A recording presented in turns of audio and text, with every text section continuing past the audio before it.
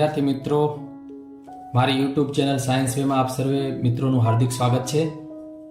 વિદ્યાર્થી મિત્રો, ધોરણ 9ની વાર્ષિક પરીક્ષા માટેનું વિકાસ પરીક્ષાલક્ષી અસાઇનમેન્ટ 2024ના વર્ષનું વાર્ષિક પરીક્ષા માટેનું અસાઇનમેન્ટ આવી ગયું છે.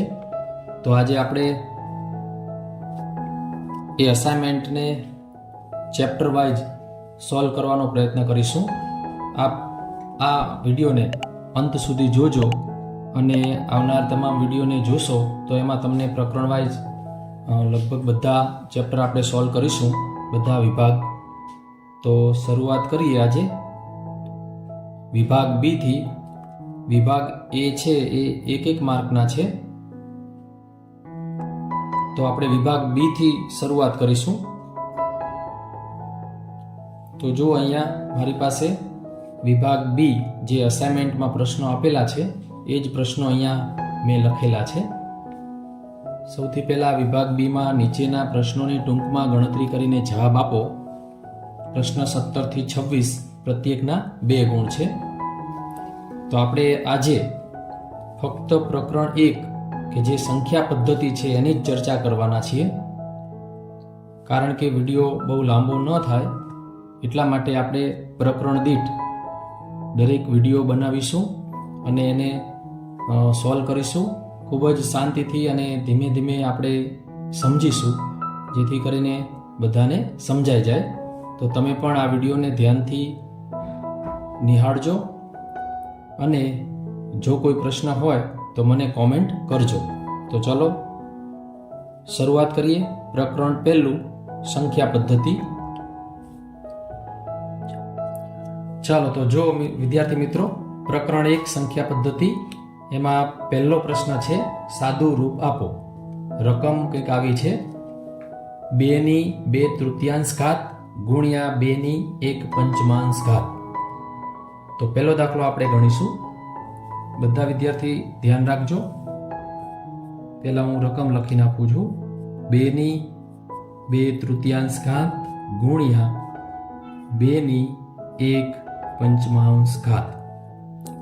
આપણે ઘાત અને ઘાતાંકના નિયમો ભણી ગયા છીએ કે જ્યારે આધાર સરખો હોય અને વચ્ચે ગુણાકારની નિશાની હોય તો જે એની ઘાત છે એ ઘાતનો સરવાળો થશે.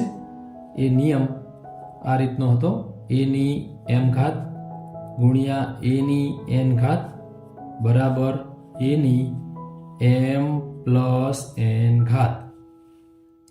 તો જો અહીંયા આધાર સરખો છે a અને ઘાત m અને n છે, તો આધાર એક કરી નાખવાનો અને ઘાતનો સરવાળો કરવાનો. તો સેમ એ જ ફોર્મ્યુલા અહીંયા આપણે અપનાવીશું. અહીંયા આધાર સરખો છે એટલે કે 2 છે, તો આપણે પહેલા 2 લખીશું આધાર, અને ઘાતાંક છે 2/3 ઘાત પ્લસ 1/5 ઘાત એટલે કે ઘાતનો સરવાળો કરીશું. પહેલું સ્ટેપ થયું આપણું મિત્રો. હવે આગળ આધાર 1/2 રાખીશું. હવે અહીંયા જે ઘાત છે 2/3 ઘાત પ્લસ 1/5 ઘાત, અહીંયા તમે જોશો એટલે હવે આપણે લસા લેવો પડશે. તો જો લસા એટલે કે ચોકડી ગુણાકાર, તો 5 ગુણ્યા 2 એટલે 10 પ્લસના પ્લસ 3 ગુણ્યા 1 એટલે 3 એકા 3 છેદમાં 3 ગુણ્યા 5 એટલે 3 પંચા 15. ફરીથી એકવાર ચોકડી ગુણાકાર કર્યો. 5 દુ 10 પ્લસ 3 એકા 3 છેદમાં 3 પંચા 15. પછીનું સ્ટેપ 2/2 10 વત્તા 3 એટલે 13 છેદમાં 15. તો જો મિત્રો, આ આપણો એકદમ સહેલી રીતે જવાબ આવ્યો. તમે પણ નોંધ કરી લેજો. ચલો હવે પછી બીજો દાખલો છે. જો રકમ અહીંયા છે એ આપણે રકમ અહીંયા લખીશું. 11/1 ઘાત છેદમાં 11/1 ઘાત. હવે અહીંયા જેવી રીતે આપણે ઘાત અને ઘાતાંકના નિયમમાં જે ગુણાકાર માટેનો નિયમ હતો કે આધાર સરખા હોય તો ઘાતનો સરવાળો, એવી જ રીતે અહીંયા આધાર સરખા હોય અને જો ભાગાકાર હોય તો ભાગાકારમાં એની બાદબાકી થશે. જેમ કે એની એમ ઘાત છેદમાં એની એન ઘાત, આ નિયમ આપણે ભણી ગયા છીએ. આધાર સરખો છે અને ભાગાકારની નિશાની છે તો એની ઘાત એની બાદબાકી કરવાની, આધાર એક થઈ જશે અને ઘાતની બાદબાકી. તો આ નિયમ આપણે આ દાખલામાં લાગુ પાડીશું. તો જુઓ, આધાર 11, ભાગાકારની નિશાની એટલે આધાર સરખો છે, વચ્ચે ભાગાકારની નિશાની છે એટલે ઘાતની થશે બાદબાકી. 1/2 ઘાત માઇનસ 1/4 ઘાત. પછીનું સ્ટેપ, આધાર આપણે 11 લખીશું. અહીંયા આગળના દાખલાની જેમ જ ચોકડી ગુણાકાર કરીશું. 4 × 1, 4 એકા 4, વચ્ચે માઇનસની નિશાની તો માઇનસ. 2 × 1, 2 એકા 2, છેદમાં 2 × 4, 4 દુ 8. ચલો, આધાર 11. હવે સાદુરૂપ આપી દઈએ. 4 માંથી 2 જાય એટલે 2 વધશે, છેદમાં 8ના 8 રાખીશું. હવે જુઓ મિત્રો, અહીંયા છેદ ઉડે છે, અંશમાં 2 છે, છેદમાં 8 છે એટલે 2 ચોક 8. આવી રીતે છેદ ઉડાડી દઈશું. અંશમાં કંઈ નથી તો 1.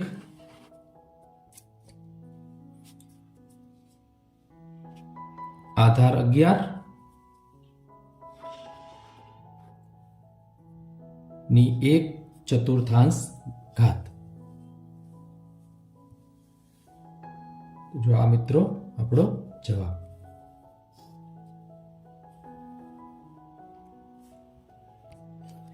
ચાલો વિદ્યાર્થી મિત્રો, હવે બીજો દાખલો છે,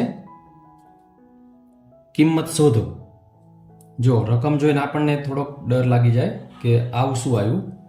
તો આ 5 છે એટલે વર્ગમૂળમાં અહીંયા 5 દર્શાવેલ છે અને પંચમૂળ કહેવાય. આપણે વર્ગમૂળ, પછી 3 હોય તો ઘનમૂળ, 4 હોય તો ચતુર્થ મૂળ અને 5 હોય તો પંચમૂળ. તો આને પંચમૂળ આપણે કહીશું. પંચમૂળની અંદર 243 ની -3 ઘાત આપેલી છે. તો હવે આપણે 243 છે, પહેલા એનું અંદરનું સાદુરૂપ આપી દઈએ. તો એવી કઈ સંખ્યા છે કે જેની 5 ઘાત કરવાથી 243 આવી જાય? જો ખ્યાલ ન હોય તો આપણે 243 છે એના અહીંયા સાઈડમાં અવયવો પાડી દઈએ. 243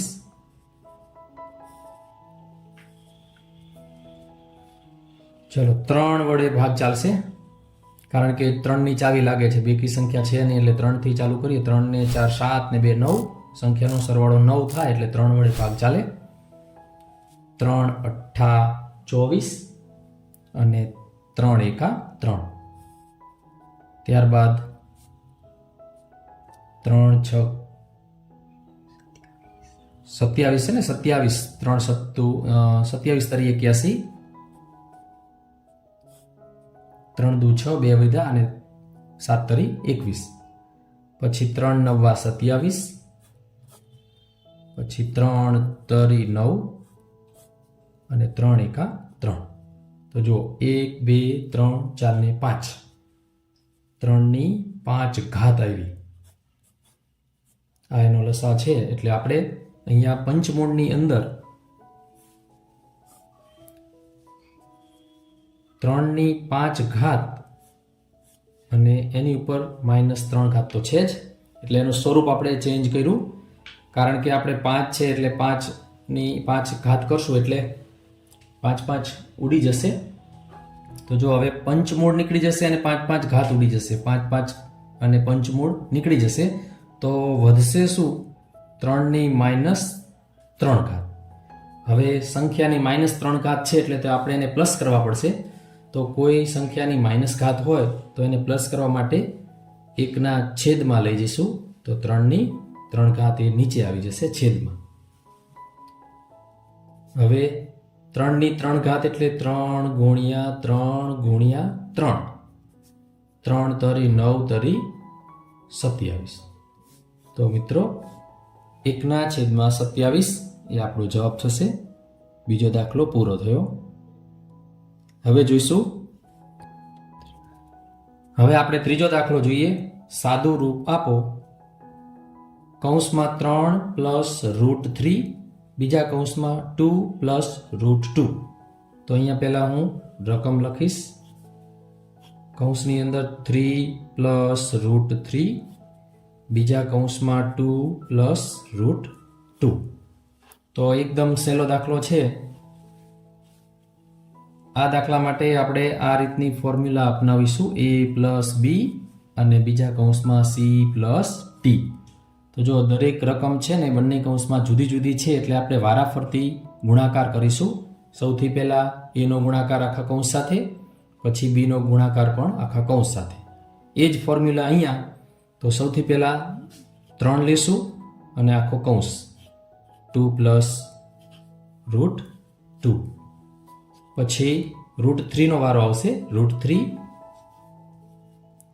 કૌંસમાં 2 પ્લસ √2. હવે સિમ્પલ ગુણાકાર કરવાનો થશે. 3 નો ગુણાકાર 2 સાથે, 3 દુ 6. બંને પૂર્ણ સંખ્યા છે એટલે ગુણાકાર 3 દુ 6. હવે અહીંયા થોડું ધ્યાન રાખજો મિત્રો.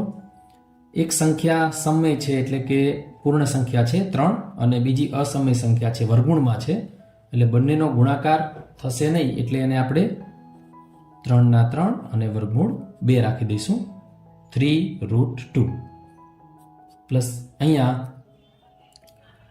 પણ એ જ રીતે એક વર્ગમૂળમાં સંખ્યા છે અને એક પૂર્ણ સંખ્યા છે એટલે ગુણાકાર થશે નહીં. એનો ગુણાકાર શક્ય નથી એટલે પૂર્ણ સંખ્યા આગળ રાખીશું 2 વર્ગમૂળમાં 3, 2√3 પ્લસ છેલ્લું સ્ટેપ જુઓ, √3√2. બંને વર્ગમૂળ છે, બંને રૂટ છે. તો જ્યારે આ રીતની કન્ડિશન હોય, બંને વર્ગમૂળમાં હોય, તો એનો ગુણાકાર શક્ય છે, પોસિબલ છે. તો આપણે એ બંનેનો ગુણાકાર કરીશું. √3 ગુણ્યા √2 એટલે વર્ગમૂળ 6, વર્ગમૂળમાં 6, √6. તો હવે જુઓ મિત્રો, આમાં હવે કોઈ આગળ સાદુરૂપ કોઈ સ્ટેપ થશે નહીં, કારણ કે વર્ગમૂળ વાળી સંખ્યા છે તો એના જેવી બીજી કોઈ વર્ગમૂળ વાળી સંખ્યા છે નહીં. પૂર્ણ સંખ્યા છે તો એકલી કોઈ એના જેવી બીજી કોઈ પૂર્ણ સંખ્યા નથી. એટલે હવે આગળ કોઈ જવાબ આવશે નહીં. તો આપણો આ ફાઇનલી જવાબ. તો આ રીતે ત્રીજો દાખલો પૂરો થયો. તમે પણ વિડીયોને પોઝ કરીને તમારી નોટબુકમાં નોંધ કરો. જો હવે ચોથો દાખલો વિદ્યાર્થી મિત્રો, 3/5 અને 7/8 વચ્ચેની 3 સમય સંખ્યા શોધો. તો આવી રીતનો જ્યારે દાખલો હોય ત્યારે એક વસ્તુ યાદ રાખવાની કે બંને જે સંખ્યા છે એના છેદ સરખા કરવાના. તો જો અહીંયા પહેલી સંખ્યા આપણે લખીશું 3/5 અને આ બાજુ લખીશું 7/8. હવે બંનેના છેદ સરખા કરવા હોય તો તમારે લસા લેવો પડશે, અને લસા એમાં ડાયરેક્ટ જો લસા કરવો હોય તો બંને સંખ્યા જ્યારે અવિભાજ્ય હોય ત્યારે સીધો એનો ગુણાકાર કરી નાખવાનો. જેમ કે 5 ગુણ્યા 8 એટલે 8×5 40. તો 40 આપણે લસા લીધો એટલે 40 છેદમાં આવવા જોઈએ. તો પહેલી સંખ્યા 3/5.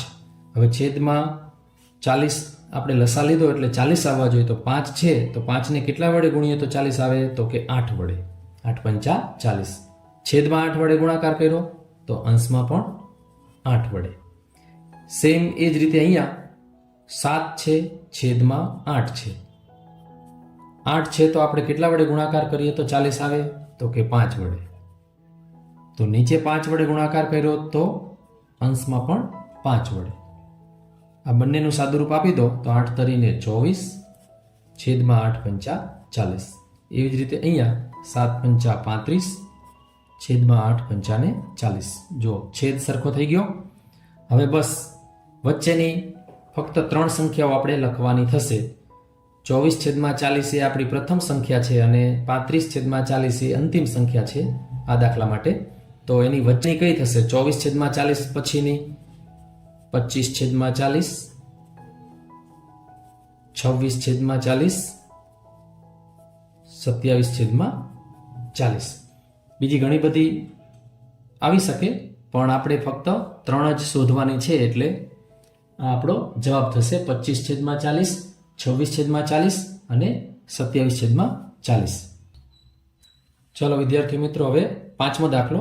2/9 અને 2/7 વચ્ચેની 4 સમય સંખ્યા શોધો. આગળનો જે દાખલો હતો એની જેમ જ એ આગળના દાખલામાં 3 સમય સંખ્યા શોધવાની હતી અને આમાં 4 સમય સંખ્યા શોધવાની છે. તો શરૂઆત કરીએ આ દાખલાની. તો આમાં પણ સૌથી પહેલા છેદ આપણે સરખા કરીશું. 2/9 અને 2/7. જો લસા કેટલો આવશે? 9 + 63. તો આપણે છેદમાં 63 લાવીશું. 9 છે તો કેટલા વડે ગુણાકાર કરીએ તો 63 આવે? તો કે 7 વડે. તો અંશમાં પણ 7 વડે ગુણાકાર કરીશું, એટલે 7 દુ 14 છેદમાં 9 + 63. એવી જ રીતે અહીંયા 7 છે તો કેટલા વડે ગુણાકાર કરીએ તો 63 આવે? તો કે 9 વડે. તો અંશમાં પણ 9 મૂકવા પડશે. 9 દુ 18 છેદમાં 9 + 63. હવે જુઓ મિત્રો, આપણને 4 સમય સંખ્યા શોધવાની કીધી છે, પણ અહીંયા કેટલી થશે? 14 પછી 15, 16 અને 17. 18 તો લઈ નહીં શકીએ, કારણ કે એ તો છેલ્લી સંખ્યા છે અને આ પ્રથમ સંખ્યા છે. બંનેની વચ્ચેની સંખ્યા શોધવાની કીધી છે, એટલે 3 સંખ્યા થશે. તો આપણે શોધવાની છે 4.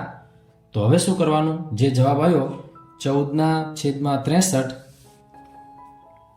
એક સ્ટેપ આપણે આગળ કરીશું.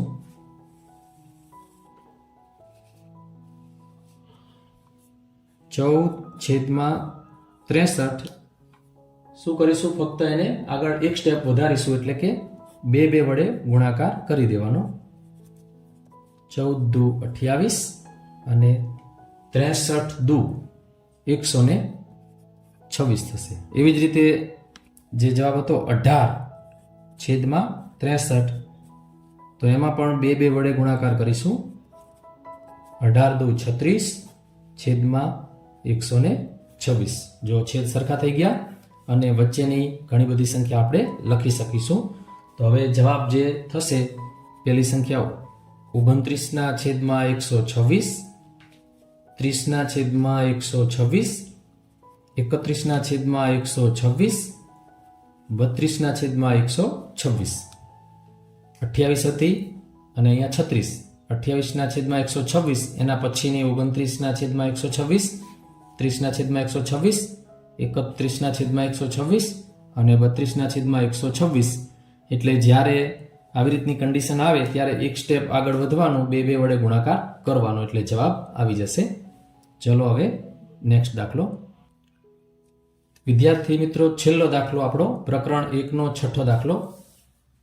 2 વર્ગમૂળમાં 2 પ્લસ 5 વર્ગમૂળમાં 3 અને 2 વર્ગમૂળમાં 2 માઇનસ 3 વર્ગમૂળમાં 3 નો સરવાળો કરો. તો સહેલો દાખલો છે, આપણે લખીશું 2 વર્ગમૂળમાં 2 પ્લસ 5 વર્ગમૂળમાં 3 અને વર્ગમૂળ 2 માઇનસ 3 વર્ગમૂળ 3.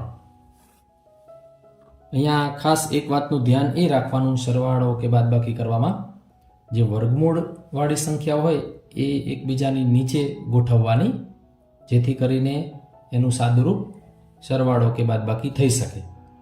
ચલો, અહીંયા વર્ગમૂળ 2 છે તો અહીંયા નીચે વર્ગમૂળ 2 ગોઠવી દીધા. અહીંયા વર્ગમૂળ 3 છે તો નીચે વર્ગમૂળ 3. અહીંયા વર્ગમૂળ 2 ની આગળ કોઈ સંખ્યા છે નહીં, તો આપણે એને 1 લખી નાખીએ, 1 ગણાશે. હવે સરવાળો સહેલો થઈ જશે. જુઓ, 2 અને 1 સરવાળો કરવાનો છે એટલે 3. અહીંયા વર્ગમૂળ 2 એની સાથે જોડાયેલી જ છે, એટલે વર્ગમૂળ 2, 3 વર્ગમૂળ 2.